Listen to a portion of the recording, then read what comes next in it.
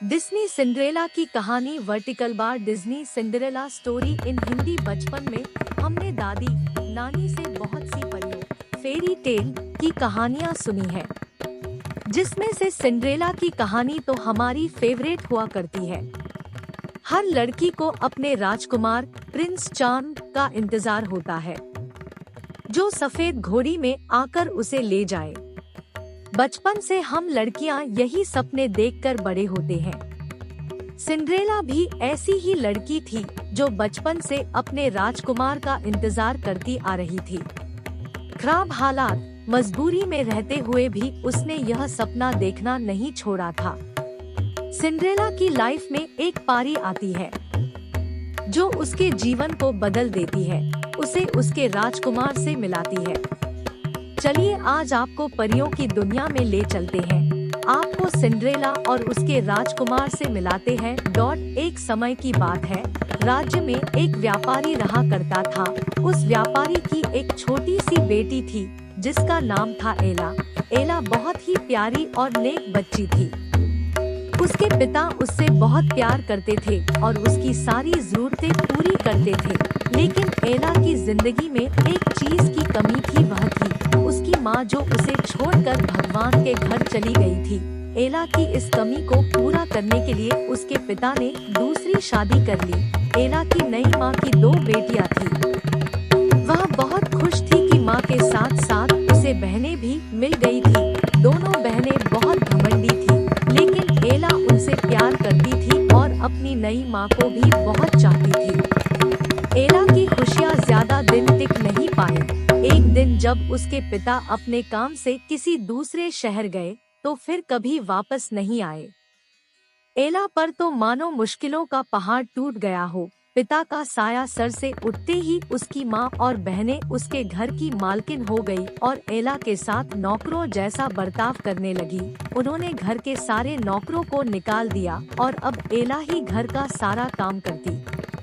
उसकी बहनों ने तो उसका कमरा भी उससे छीन लिया और उसे एक कोठरी में रहने के लिए छोड़ दिया। एला अपनी बहनों के पुराने कपड़े और जूते पहनती, सारा दिन उनके काम करती। कभी कभी तो एला इतनी थक जाती कि अंगीठी के पास ही सो जाती। अक्सर एला जब सुबह उठती तो अंगीठी की राख सिंडर उस पर पड़ी होती।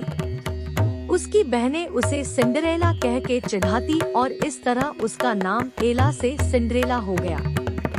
एक दिन राज्य में ऐलान हुआ कि महल में एक बहुत बड़ा आयोजन है और राज्य की सभी लड़कियों की बुलाया गया है, ताकि राजकुमार अपनी पसंद की लड़की से शादी कर सके। राज्य की सारी लड़कियां बहुत खुश और उत्साहित थी। सिंड्रेला और उसकी बहनें भी अपनी किस्मत आजमाने को बेचैन थी।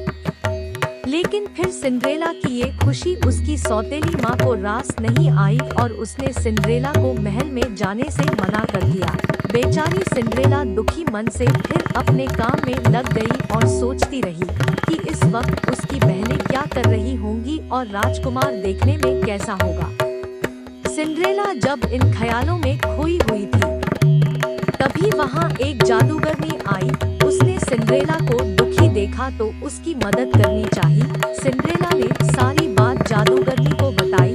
जादूगरनी ने सिंड्रेला से कहा, ओ प्यारी सिंड्रेला, मैं तुम्हारी मदद कर सकती हूँ। यह कहकर जादूगरनी ने अपनी छड़ी घुमाई और वहाँ पड़े एक बड़े से कद्दू को एक बग्घी में बदल दिया। वहीं 4 चूहे उछल कूद मचा रहे थे। जादूगरनी की नजर उन पर पड़ी तो उसने चूहों को घोड़ा बना दिया। अब जरूरत थी एक कोचवान की। जादूगरनी ने चारों तरफ नजर घुमाई तो उसे एक मेंढक दिखा और उसे कोचवान में बदल दिया। सिंड्रेला यह सब देख हैरान हो रही थी कि तभी जादूगरनी उसकी तरफ मुड़ी और अपनी जादू की छड़ी घुमा दी और पलक झपकते ही सिंड्रेला के मटमैले और फटे हुए कपड़े साफ और सुंदर हो गए। उसके पैरों में टूटी हुई चप्पल की जगह सुंदर कांच की जूती आ गई। अब सिंड्रेला महल में जाने के लिए तैयार थी। जादूगरनी ने सिंड्रेला को विदा करते हुए कहा, बेटी तू अपनी इच्छा पूरी कर ले, लेकिन याद रखना रात 12 बजते ही यह सारा जादू खत्म हो जाएगा। सिंड्रेला जब महल पहुंची तो सबकी नजरें उसी को देखने लगी। वह बहुत ही सुंदर लग रही थी।